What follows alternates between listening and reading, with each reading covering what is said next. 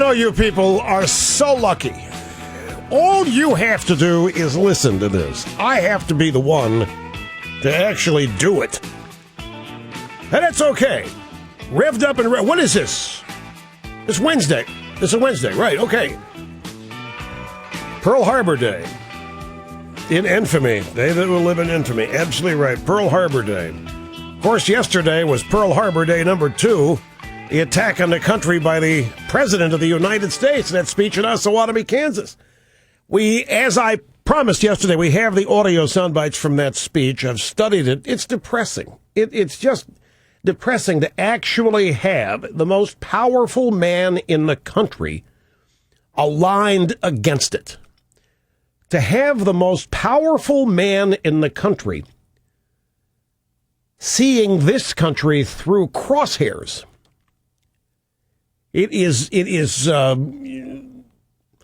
I run the gamut of emotions. I mean, it's anger, frustration, sadness. It's just amazing. Ladies and gentlemen, this speech, if you take this speech, we've got the sound bites coming up, but I want to do a little analysis of it even before we get to it. And by the way, welcome. It's Rush Limbaugh, the EIB Network. Here's the telephone number if you want to be on the program, 800-282-2882. Look, let me just give you a sample summary of Obama's speech yesterday. The President of the United States, not Fidel Castro, not Kim Jong-il, not Mao Zedong, not Lenin, not Stalin, not Gorbachev, not Saddam Hussein, not Mahmoud Ahmadinejad, not Hugo Chavez, but the President of the United States said that while a limited government that preserves free markets speaks to our rugged individualism as Americans, such a system doesn't work and has never worked. The President of the United States said that the United States of America, as founded, has never worked. Stop and think of that. Ponder that for a moment. The president of, not the head of the SEIU, not the chairman of some congressional committee, not a Democrat presidential hopeful. The elected president of the United States said in Osawatomie, Kansas, trying to be Teddy Roosevelt, that the United States of America has never worked. That is a quote, has never worked, quote unquote. Really, what was the first Thanksgiving all about? What was George Washington's first Thanksgiving proclamation all about? What was 250 years of the greatest prosperity and standard of living known to exist in all of humanity? The President of the United States said yesterday that it has never worked. But he didn't stop there. He said that Americans must look to a more activist government that taxes more, spends more, and regulates more if the middle class is to be preserved. I can't get my mind around this. This is antithetical to me. This is foreign. This is what we have faced from our enemies since our founding, this characterization of our country. If you just substitute the word proletariat for every time he said worker or middle class in his speech, if you substitute bourgeois or capitalists for the rich, this same speech could have been given by Lenin 100 years ago.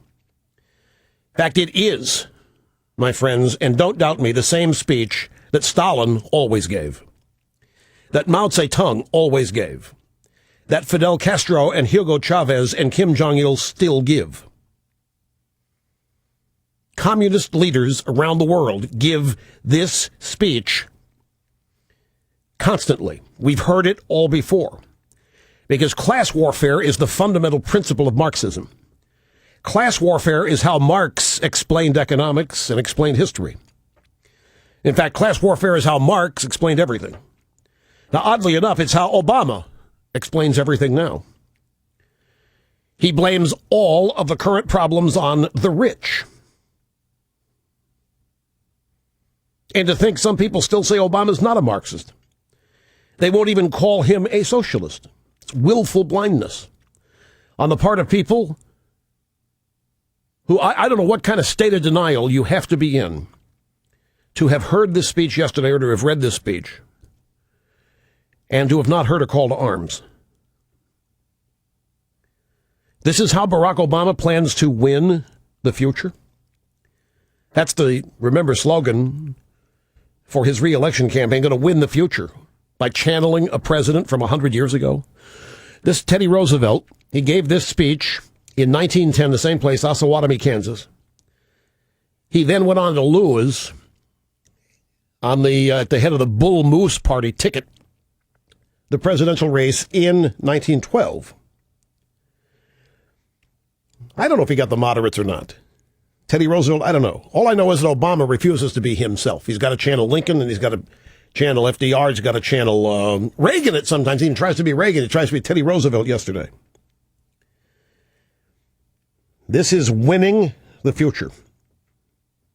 Everything Barack Obama said he was for yesterday has been tried throughout history, over and over again. The same Marxism. It's been tried and it's failed everywhere. It's led to nothing but untold millions of dead people and incalculable misery and suffering. Now, who wants a future like that? He said some things yesterday that I don't know if he's really that dumb or if it was just written for him and he said it, but sitting there and blaming economic woes on the internet and the fact that there aren't any more travel agents or telephone operators. It's not hard to look at the internet and see how many jobs have been created, how much wealth has been created, how much growth in the economy has been created by the internet. The internet is an enemy as far as Obama is concerned. Phone operators, telephone, and he recycled his ATM business again as being indicative of lost American promise. All this automation, all this efficiency, all of this that has led to increased productivity, this guy finds to be the enemy, to be a problem. So what we have is Barack Obama, President of the United States, announcing yesterday in full voice that he is running for re-election as a socialist. You remember how in 2008 he scoffed at anyone who called him a socialist? Remember how the media went after Joe the plumber for reporting Obama told him he just wanted to spread the wealth around? Remember how we were mocked for calling Obama a socialist during the campaign? Well, yesterday, Obama announced to the world in no uncertain terms that he is a socialist, if not a Marxist. News media won't notice. Ron Fournier, who used to write for the AP, who now writes for the National Journal, wrote a piece and said that it was the best speech Obama has ever given. Not surprising, but still depressing. It's depressing. Snerdley is shouting at me that he's elated over this speech. You are elated over this speech because you think, Snerdley thinks he's elated over this because it means that we have finally flushed Obama out. No question now who the guy is. No question now what he's always been. Obama is running against me. The re-election. But he's not running against me. If he were just running against me, that'd be Barack Obama is running against the United States of America. This is what gave birth to Ronaldus Magnus. I mean, I got quotes I could give you from Reagan. I'm not going to stand by and watch a cabal of people like this single-handedly destroy the country. That's a paraphrase, but Reagan said it. And he said it back in the 60s. He said it in the 70s. He said it in the 80s as well. But wherever you go in the drive-by media, Ron Fournier's opinion of this speech is repeated. Best speech he's ever given. Yeah, did you hear how Obama talked about college degrees? Hear what he said? He said, college ought not cost $100,000. Everybody ought to be able to go there. Everybody ought to be able to go to college. It ought not cost $100,000. Mr. President, then tell all your friends in academia to start working for free. Tell the professors to start working for free. Tell the universities to let people in for nothing. Show us how this is done. No, that's not how it's done. How it's done is to take as much money from the rich, quote unquote, as he can and redistribute it. Barack Obama wants everybody poor. But there's sad little reality. The only people who are going to end up poor, if Obama succeeds, the middle class, the rich, are not going to get dinged. You're going to be told, have they ever been? I mean, all of this talk, we've had all this income gap crap my whole life. I've been hearing about it my whole life. I've been hearing a Democrat Party targeting the rich my whole life. We're going to cut them down. And they, all the while, they continue to complain about the widening gap. The rich are getting richer. How do you think that happens? It's much like the Democrat Party promising black America, you vote for us or we're going to make sure you're never discriminated against. And if you are, we're going to punish those who do it. And we're going to make sure that you're prosperous. And we're going to make sure we're going to take care of you. We're going to make sure. And after 50 years of supposed stewardship and love, compassion, black families been destroyed. Blacks are angrier than ever, unhappier than ever. After all this compassion, concern, attention offered them by the Democrat Party, after all this help, after all these decades of attacking the rich, who is it that feels like they're losing everything? It's the middle class. How does that happen? Do you ever stop to think about this? The rich are not going to get dinged. The middle class are going to be wiped out. The little guy, the supposed beneficiary of all this Marxism.